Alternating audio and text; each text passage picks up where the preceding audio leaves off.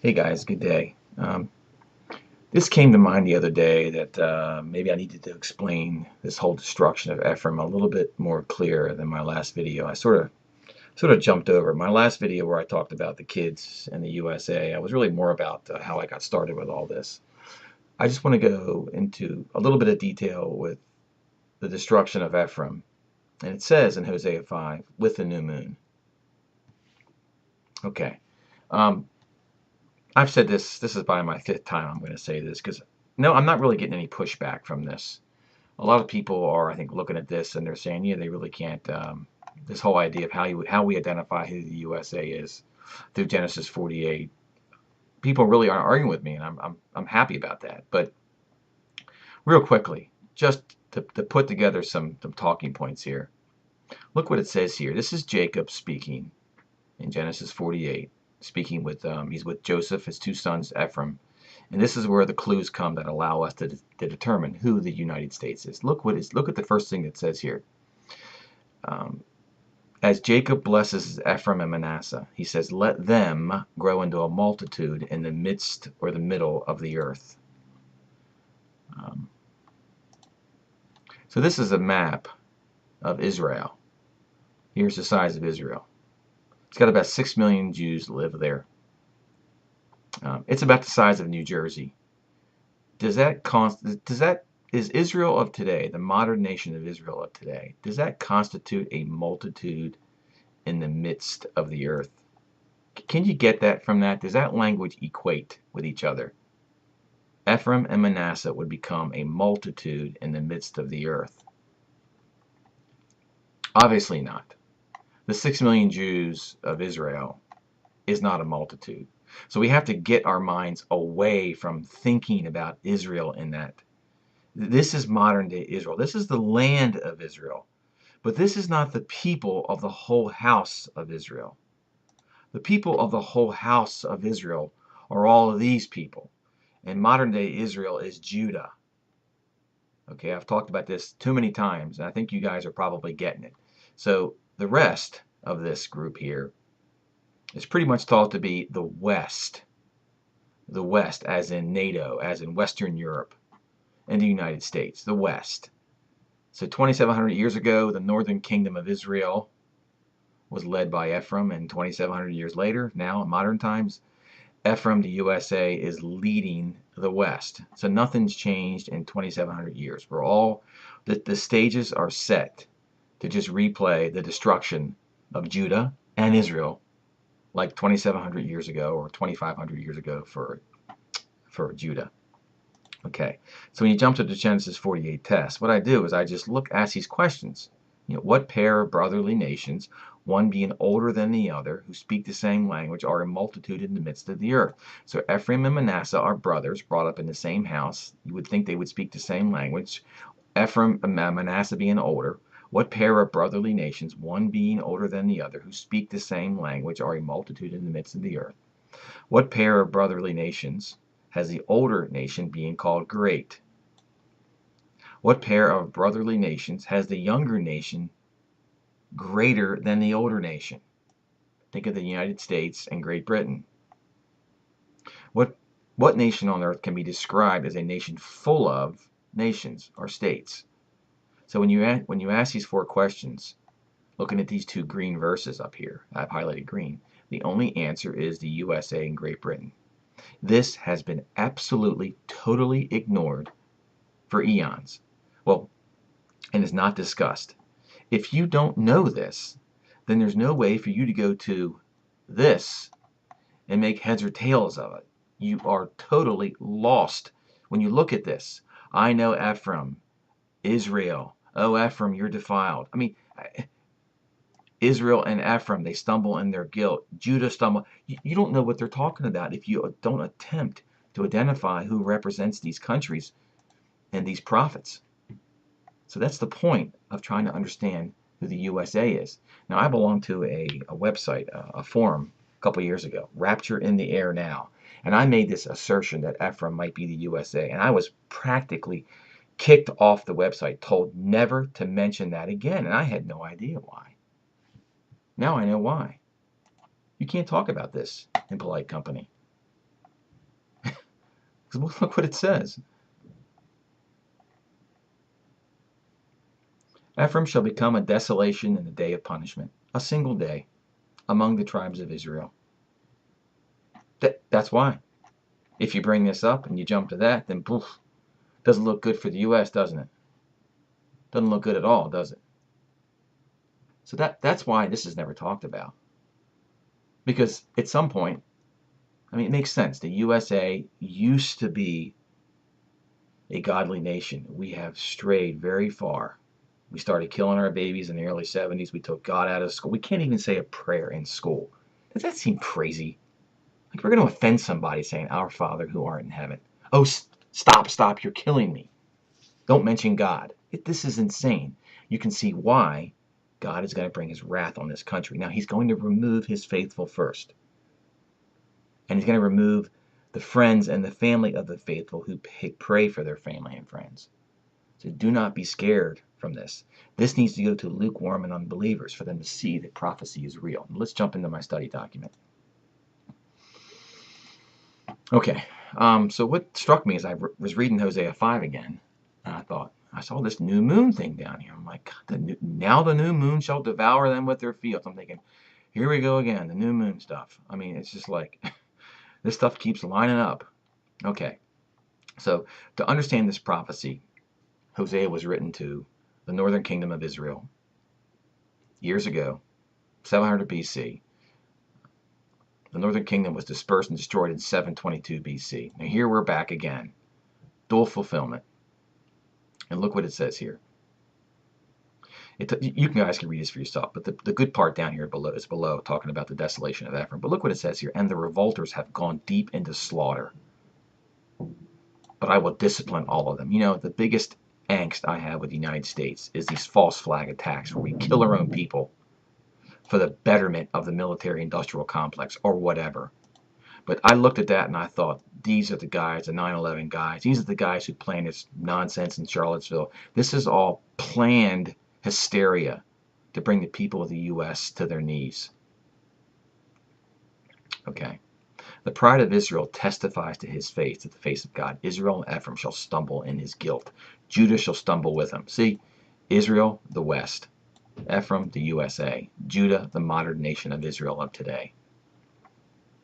They have dealt faithlessly with the Lord, for they have borne alien children. Now, I don't know if that means literally alien children, but that's what it says in the ESV. You know, and L.A. Marzulli says that there's some deep, dark, black secret projects where they are, you know, they're somehow bringing these black-eyed children that somehow use alien DNA to create them. I don't know. I'm just throwing it out there. Now, the new moon shall devour them. Them would be Israel and Ephraim with their fields. August 22nd. Well, the new moon was actually today, but the new month begins on Tuesday evening, Wednesday. It's the first day. Blow the horn in Gibeah, blow the trumpet in Ramah, sound the alarm in Bethaven. We will follow you, O Benjamin. I look at that and I think, is that the tribe of Benjamin? Or is it Benjamin Netanyahu? Because Benjamin Netanyahu, along with his neighbors and the Trump administration, they are putting together a peace deal to divide up the land. He's going to get in big trouble for doing this. You guys, there's serious wrath it's going to come on him and everyone else, Trump included, if they divide up the land, if they devise a deal that's going to somehow give the Palestinians a piece of Israel. If you read Joel chapter 3, it says that God will bring them down to the valley of Jehoshaphat and judge them for dividing my land. So I'm thinking that there's going to be a group in Israel that's going to, modern day Israel, that's going to say, we will follow you, O Benjamin. Here it is. Ephraim shall become a desolation in the day of punishment. Now, does it mean it turns into that? I don't know. I couldn't tell you. Maybe. Tomorrow?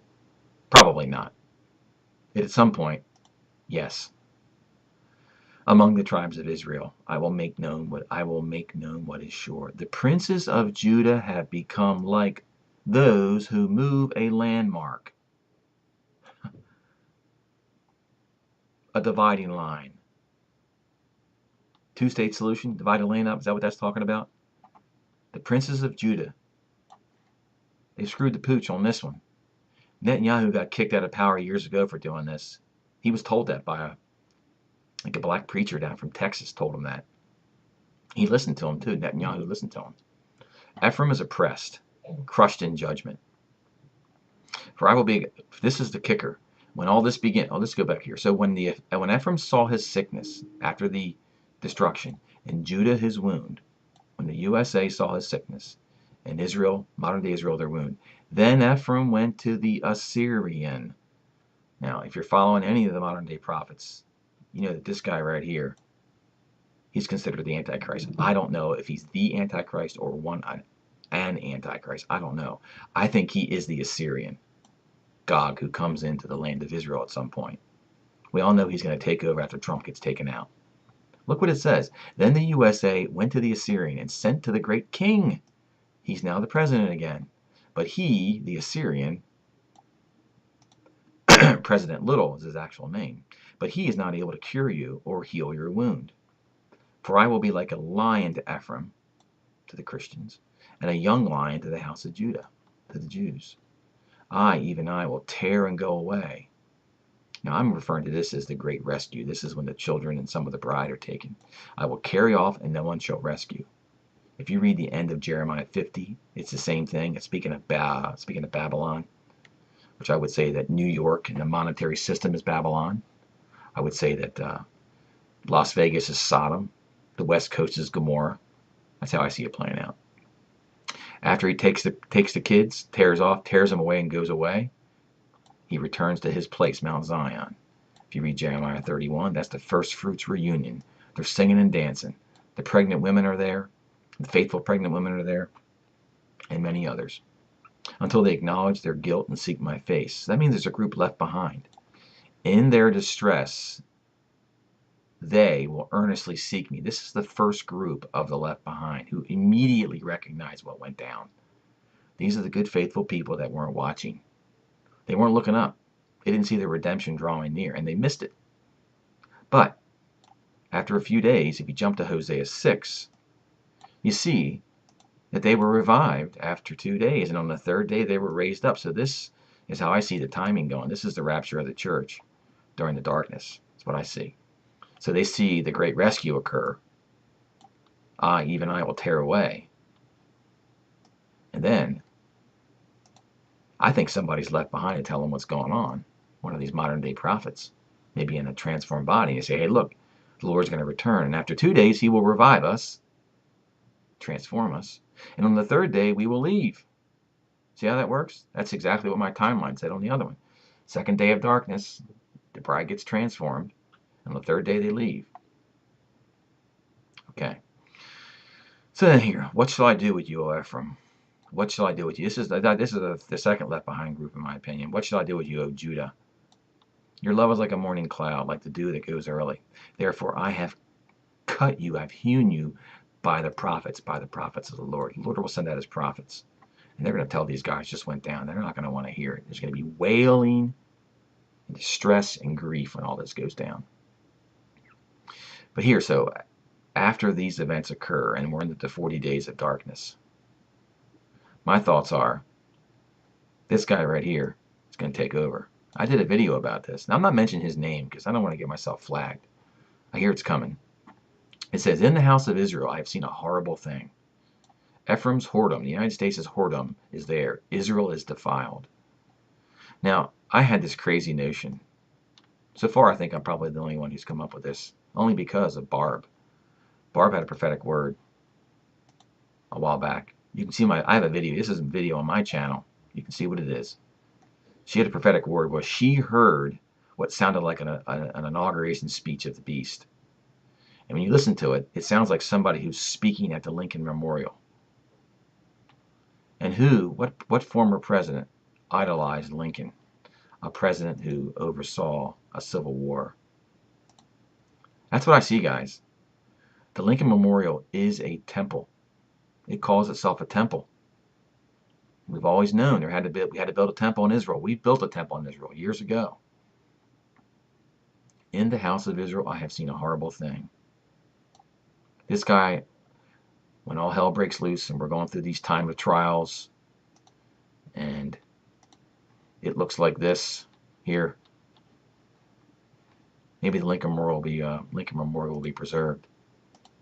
This guy's going to go in there and he's going to give a speech. Here, I can show you the speech he gave, or will give. I mean, Barb heard it. I mean, Barb's a trusted prophet. Let's see what, I think it's right here. Right here. This is the speech that Barb heard him give. Right here. I have been placed in this position to bring you order out of chaos. We must join together as a nation. This and every other nation shall unite the world. Oh, they're going to unite the world. A house divided amongst itself cannot. A house, a white supremacist groups and the Black Lives Matter. We got to put that to bed. This guy's going to look like just a wonderful guy when he comes in and does all this. You can see what's going on with the country. He's going to unite it. They preach division. The white supremacists and the Black Lives Matter. They preach division when I offer unity. This is what Barb heard. Barb heard this speech back in 2013, I think. Anyone who worships this invisible God and spreads their lies of false hope will be considered an enemy of the state. They will be arrested and sentenced to death. Then he demands people to worship him. Let everyone listening get on their knees and worship and give thanksgiving. Remember, I am not invisible. You can see me. Okay, so go back to this video I did about this. You'll see. Okay, let's continue on. So one thing that really struck me about, so I've gone over Hosea 5 and Hosea 6. Now, what month are we in right now? Think about that. What month are we in right now? Pull up a calendar. I find this amazing when I first saw this. This is the calendar I like to use. It's really simple. Okay, the month of Elul is 6. The month of Av is 5. Okay, here we are. Today, let's look here. Today is August 21st. Today we had an eclipse because we had a new moon, but the calendar goes, the new moon begins on the day you can actually see the sliver. Well, we're not going to see the sliver according to this calendar until Tuesday evening. Tuesday evening we see the sliver. Torah calendar says we see the sliver on Wednesday evening. They have the first day starting a day late. But look what we have here. We have a transition from 30th of Av to the 1st of Elul. We're going from the 5th month, right here, we're going from the 5th, see my mouse? We're going from the 5th month to the 6th month, right there. And look what Hosea 5 and Hosea 6. Look what straddles Hosea 5 and Hosea 6. Here's Hosea 5, right? At the very end of Hosea 5, the tearing, the great rescue happens. Then in Hosea 6, we see the revival after 2 days in the next rapture. I see a dividing line. I see a new moon in there that divides that, which is just what we had today and tomorrow. So Hosea 6:1, Hosea 6:2. Could Hosea 6:2, could the second day of the 6th month be the day after 2 days? This would, I look at this stuff and I see this. I don't know if it's true. I'm just throwing it out there for you guys to consider. Okay, guys. I think with that, I've showed you how the United States is indeed the modern representation of Ephraim, how Judah is the modern day Jews, how Israel is the Western nations. Now Manasseh is only mentioned in Psalm 60. Manasseh is gathered up by the Lord too. If you read Psalm 60, when there's a terrible event in the sky, you can see that the Lord says Manasseh is his. It's taken too. So with that, guys, I will let you go. Have a good evening. Take it easy.